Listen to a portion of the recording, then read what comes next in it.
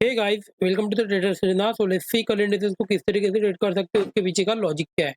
तो weekly time frame पे अगर देखोगे, मार्केट अभी भी एक रेंज में ही दिख रहा है। एक इनसाइड अनडिफ्यूजनेस कैंडल का क्लोज किया है, तो एक्सपेक्ट कर सकते हैं नेक्स्ट वीक में एक ट्रेंडिंग मार्केट देखने को मिल सकता है। इधर मार्केट 49,000 के ऊपर निकले तो एक ट्रेंडिंग मार्केट मिलेगा, या तो मार्केट 47,500 के ऊपर निकले तो एक ट्रेंडिंग, नीचे निकले तो एक ट्रेंडिंग मार्केट मिलेगा।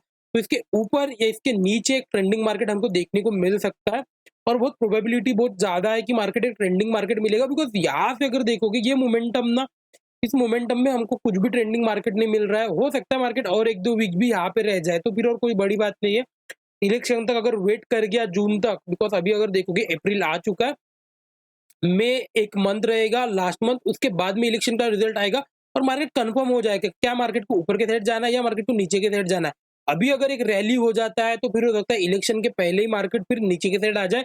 लेकिन अभी अगर वेट करता है यहाँ पे, तो हो सकता है इलेक्शन के मतलब इलेक्शन के टाइम को एक मोमेंटम मिल सकता है। लेकिन जिस हिसाब से अभी प्राइस देख रहे हैं, हम प्राइस के हिसाब से ट्रेड करेंगे। 49,000 के ऊपर एक ट्रेंडिंग मार्केट या 47,500 के नीचे एक ट्रेंडिंग मार्केट देखने को मिल सकता है। लेट्स सी डेली पे देख लेते हैं किस तरीके से एनालिसिस होना चाहिए, क्या साइकोलॉजी होनी चाहिए, किस तरीके से प्लान आउट होना चाहिए। तो सिंपल अंडरस्टैंड करना, मार्केट में देखो सेलर्स यहाँ पे कहीं तो हो गए और बायर्स यहाँ पे कहीं तो हो गए। इसके बीच में मार्केट साइडवेज रहेगा, इसके बीच में हम एग्रेसिव ट्रेड नहीं प्लान कर सकते, लेकिन इसके ऊपर या इसके नीचे एक ट्रेंडिंग मार्केट के लिए प्लान करेंगे। इसके बीच में अगर मार्केट कल ओपन हो रहा है तो मैं थोड़ा प्रीफर करूंगा कॉल या पुट दोनों शॉर्ट करने के लिए, बिकॉज वेट करूंगा, हो सकता है एक दो दिन यहाँ पे ट्रेड करे मार्केट, फिर एक मोमेंटम के लिए प्लान हो।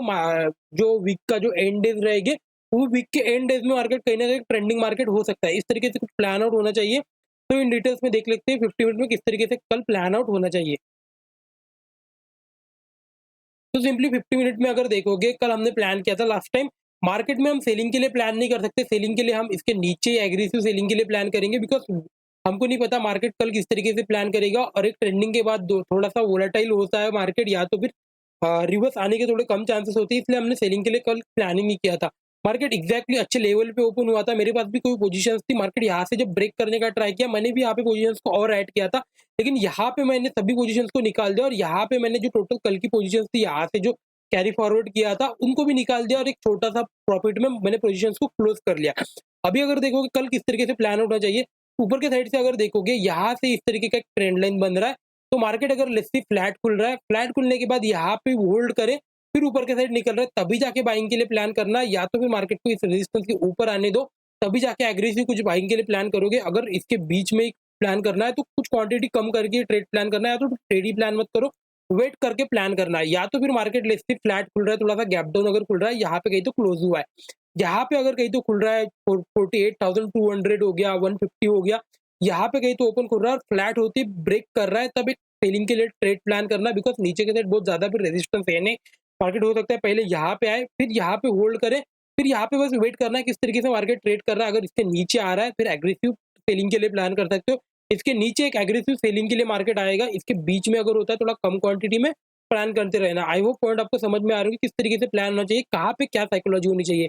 अगर मार्केट कोई गैप अप खुला, लेट्स सी बहुत बड़ा अगर गैप अप खुलता है यहाँ के, अगर लेट्स सी इसके ऊपर अगर गैप अप खुला, वे लेट द मार्केट होल्ड। अगर मार्केट थोड़ा सा होल्ड हुआ, उसके बाद में अगर ब्रेक कर रहा है, ये एक बाइंग का स्केनर रहेगा, हम बाइंग के लिए प्लान करेंगे। आई होप पॉइंट आपको समझ में आ रहे हैं।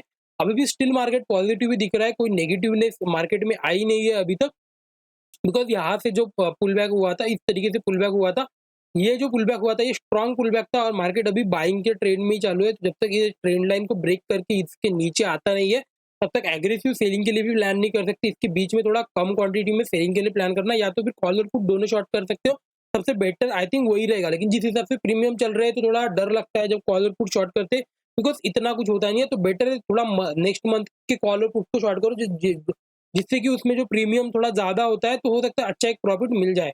आई होप पॉइंट आपको समझ में आ रहा है। लेट्स सी निफ्टी फिफ्टी को देख लेते हैं, वीकली पे देखेंगे किस तरीके से प्लान आउट करना चाहिए। तो निफ्टी फिफ्टी भी अगर देखोगे, सेम गैप था, गैप को फिल किया और अभी इंडिसिजनेस कैंडल में क्लोज दिया। तो इसके ऊपर निकलता है, एक बाइंग का मोमेंटम रहेगा, इसके नीचे अगर आता है एक सेलिंग का मोमेंटम रहेगा। लेकिन एक मोमेंटम इस वीक में एक्सपेक्ट कर रहा हूँ, हो सकता है ये वीक ना मिले, सेकंड वीक मिल जाए, लेकिन ये आने वाले 1 या 2 वीक में एक ट्रेंडिंग मार्केट आपको देखने को मिलेगा। डेफिनेटली एक ट्रेंडिंग मार्केट जाने वाला है, एज अ मतलब वीकली के हिसाब से अगर देखोगे ट्रेंडिंग मार्केट मिलेगा। डेली पे देख लेते हैं किस तरीके से ट्रेड कर रहा है। तो सेम सिनेरियो है जिस हिसाब से बैंक निफ्टी ट्रेड कर रहा है, कोई यहाँ से ऊपर से देखोगे यहाँ पे सेलर्स आई है, नीचे की साइड यहाँ पे बायर्स है, तो इसके नीचे एक ट्रेंडिंग मार्केट मिल सकता है, तो इसके ऊपर एक ट्रेंडिंग मार्केट मिलेगा। अगर गैप डाउन खुल जाता है तो हो सकता है एक दिन होल्ड फिर कंटिन्यू करे, या तो फिर मार्केट लेट्स से फ्लैट खुले, एक दिन इसके ऊपर क्लोज करने दो, इसके ऊपर आने दो, इसके ऊपर आने के बाद ही एग्रेसिव बाइंग के लिए प्लान करेंगे। बिकॉज़ जब भी सेलिंग का कैंडल बनता है मैं वेट करता हूँ मार्केट बाइंग के एरिया में आए तभी जाके बाइंग के लिए प्लान करता हूँ। लेट्स सी कि यहाँ से एक सेलिंग आई थी और एक ट्रेंडिंग कैंडल क्लोज हुआ। अगर ये यहाँ पे कहीं तो क्लोज होता, हो सकता था हम कल ओपन हुए बराबर बाइंग के लिए प्लान करते। लेकिन अभी अगर देखोगे सेलिंग का कैंडल हुआ है, तो वेट करेगा मार्केट को इस एरिया में आने देना पड़ेगा, लेट्स से 22,500 600 के बीच में आए, यहाँ पे होल्ड करे, फिर ब्रेक करे, तब ये अच्छा प्राइस एक्शन है, तभी मैं जाके एग्रेसिव बाइंग के लिए प्लान करता हूँ।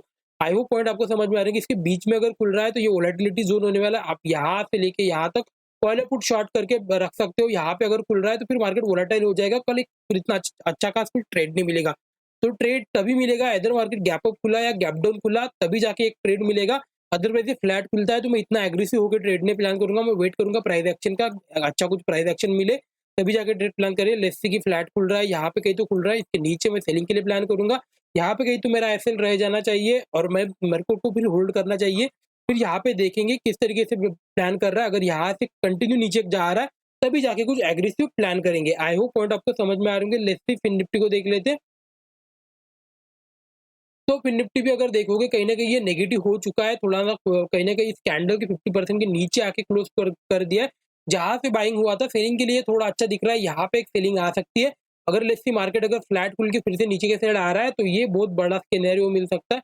यहाँ से लेके देखोगे यहाँ तक एक बड़ा एरिया है, मार्केट नीचे की साइड आ सकता है। अगर मतलब मार्केट अगर ट्रेंडिंग होता है तो एक बड़ा टारगेट हमको देखने को मिलेगा। आई होप पॉइंट आपको समझ में आ रहेंगे। यहाँ पे अगर देखोगे ये इस कैंडल से यहाँ से जहाँ से बाइंग आई थी, यहाँ से जो बाइंग आई थी, इस कैंडल के 50% के नीचे आके क्लोज़ कर दिया। हमने यहाँ पे प्लान किया था इसके नीचे हम सेलिंग के लिए प्लान करेंगे।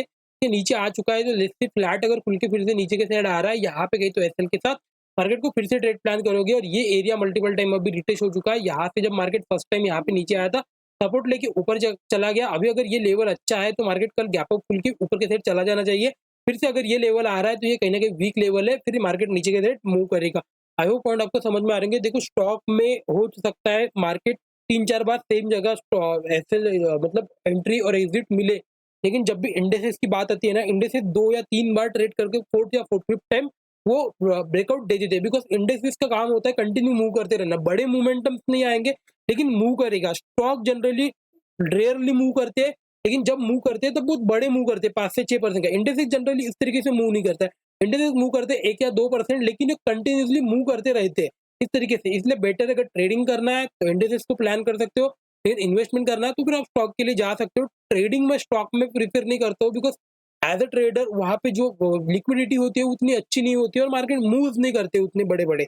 जब मूव होते हैं वो बहुत बड़े मूव होते हैं, तब अगर ऑप्शन अगर आपको गलती से मिला, लेकिन उसमें सेम वही होगा, आपको 10 में से 6 से 7 बार लॉसेस करना पड़ेगा, 1 या 2 बार प्रॉफिट मिलेगा और वो प्रॉफिट आपके अकाउंट में आना चाहिए। अगर वो प्रॉफिट अगर मिस कर दिया आपने तो फिर आपको लॉन्ग टर्म में पैसा बनेगा नहीं। आई होप पॉइंट आपको समझ में आ रहे होंगे। तो लेट्स सी, वीडियो अच्छा लगा तो like and subscribe friend. Thank you so much.